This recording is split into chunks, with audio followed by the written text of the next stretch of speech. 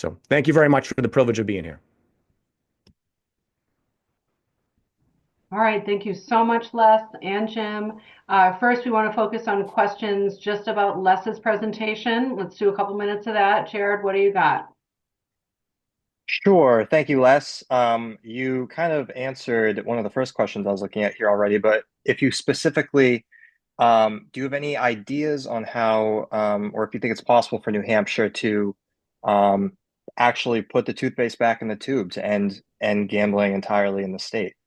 Yeah. Well, the first step is to defeat efforts to expand it. But there's no question in our country over the last, since its founding, there's been at least two other major cycles when the same type of situation has occurred, where predatory gambling interests got way out of control, and states took action to prohibit it. This isn't without people. What people want to do privately, knock yourself out. This is an extension of a government program. So the answer is definitively yes. That we absolutely can start rolling back, and it starts with getting rid of the most extreme forms of gambling in the public square. Like I think New Hampshire sells a $25 scratch-off ticket. You got Keno games running like every 4 or 5 minutes. Several, almost 1,000 times, 2,000 times a week.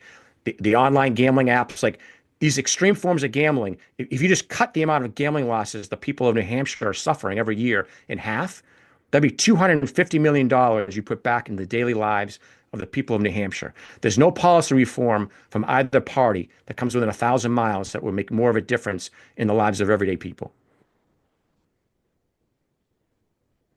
Excellent. And then one more question. Are you aware of any other states that have legalized gaming laws without having a regulatory body? Yeah, honestly, so New Hampshire, on that front, at the top of my head, I can't think of one because, again, New Hampshire, the gambling interests in New Hampshire, the fact that they partnered with charities. Okay, I just think we're a 501(c)(3).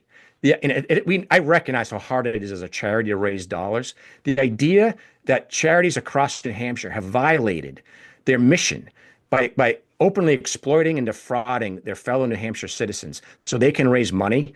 If you're the Nashua Boys Club or the Salem Boys Club and you have to rely on predatory gambling to fund your services, like what's that? It's crazy. So the short answer is no, there's no other state. There's a lot, every state has messed this up because then it's a con, it's a public policy that's designed to fail.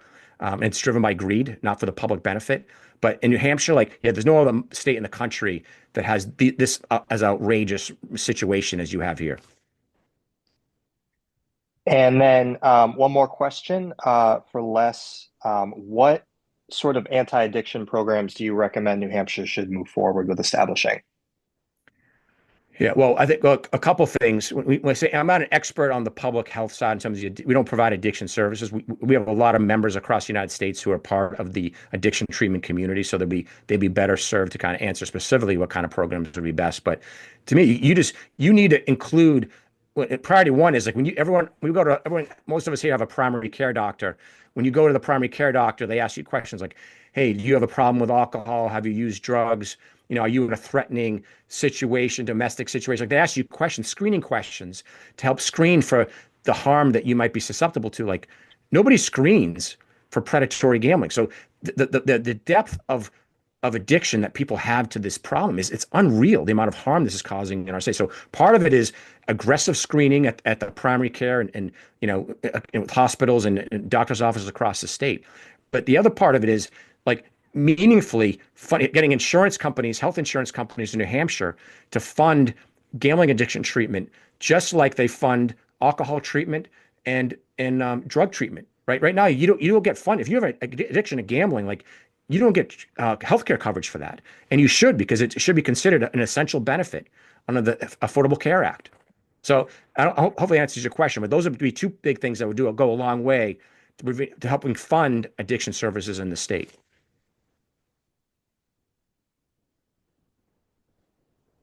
Excellent. Amy, do you have anything else you want to say, or we can move into general Q&A? Yeah, no, I was just going to suggest let's move into general Q&A. Okay, fantastic. So you guys can I'll throw these questions out, and if anyone has an answer, feel free to um, unmute yourselves and go for it. So one of the first questions I have here is sort of a general knowledge question. how many casinos are actually owned by New Hampshire business owners? Well, I know a little bit about that. Others may be better versed, but I just know I know who the players are in New Hampshire. Now you have a lot of out-of-state interests that are involved. The kind of the bottom feeders across this country, they're in New Hampshire now. Like you don't have, all of these guys in this business are bottom feeders in many ways, but you have the bottom feeders of the bottom feeders. The kind of companies that prey on local, just small rollers coming 5 to 6 times a week. And so, anyone what they do is they partner with some local business leaders in New Hampshire to give them a sense like they have a local connection. But yeah, you have big players, Churchill Downs, Cordish companies, others, I think Pacific Peninsula is another one. Like, yeah, you got all this money's being extracted out of state. Yeah. Yeah, just to elaborate on that, the way that it works is, when you look at the technical owner of a casino, you might find that it's a New Hampshire limited liability company. So technically, the owner might be a New Hampshire company. So that's a New Hampshire owner. But then when you dig a little deeper and you figure out like, well, who makes up that LLC? Well, then you might find that the owners of that LLC are out of state interests. Or it's just as Les said, one perhaps token New Hampshire interest with some other out of state interests. And I recognize I'm sounding like a broken record here, but I'm going to do it anyway. On the Granite Status for Responsible Gaming website, there is a breakdown of all of the ownership of all of the casinos in New Hampshire. And then sort of going along with that, is there a limit on the amount of casinos that one person can own and or a limit on the amount of casinos statewide? Yeah. I don't know the answer to that question off the top of my head. I don't know if in terms of Yeah. New Hampshire. Yeah. So just to be precise here, I think the answer, we need to be focused on who owns the license Right. rather than the building of the casino. And the limitations on the number of licenses that somebody can own doesn't exist, although it is part of the work of the Gaming Commission. One of the things identified as should be looked at going forward is that concentration of ownership. So it's been identified as an issue, but not addressed by the regulators of the legislature yet. And currently, there is a moratorium on new additional licenses being issued. So for a temporary period of time, no brand new, starting from scratch with someone who has not yet applied for a license, those type of casino licenses will not be issued. But if that moratorium is not extended or, something otherwise doesn't change, once that comes up, we'll be in that status that Jim just described, which is, no legal limit to the amount of licenses that can be issued in the state or that someone could own. Yeah. And if I may add, there's some states like Illinois that not only do they have casinos, they also have what we call mini casinos, where you have literally like slot machines, like in every pizza restaurant, every bar, every tavern, breakfast joints, like you name it, they put slot machines. So like in laundromats. So that's what this industry wants, is they want to put slot machines literally in every community and any kind of business establishment in the state.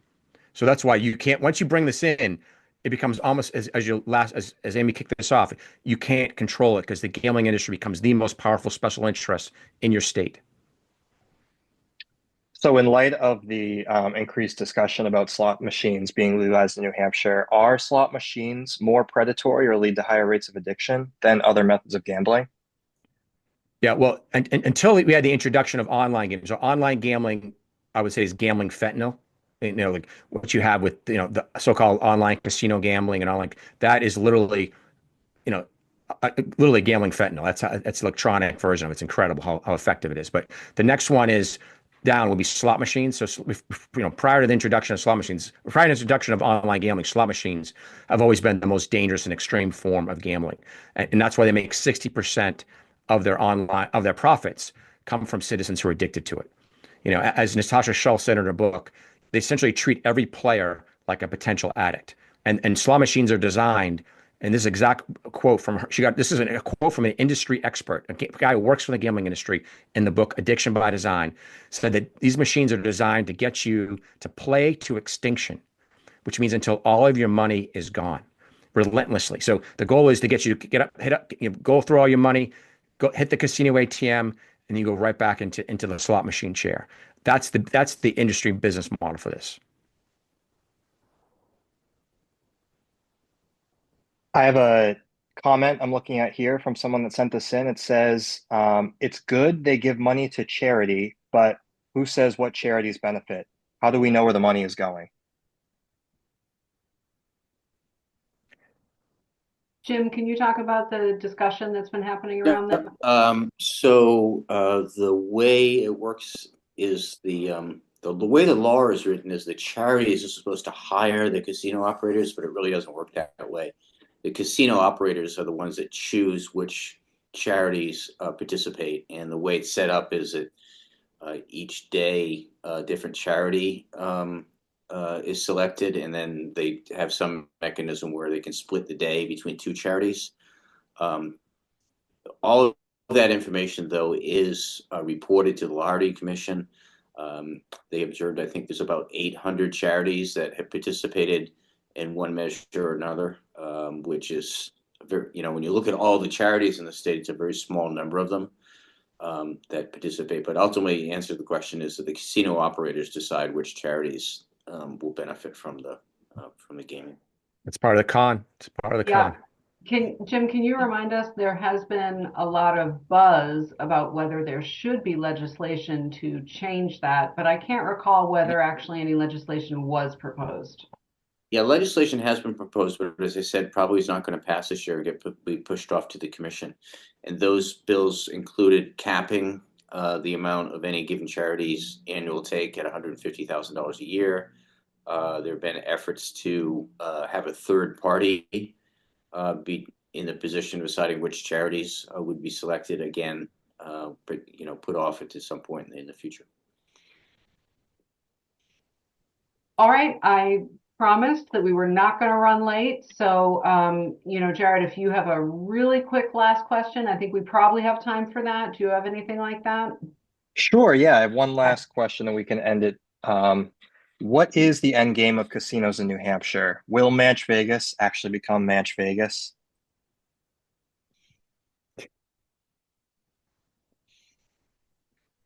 I'm going to go. Yes. Yeah, you're going to say yes, Jim. I'm going to go with not all the way.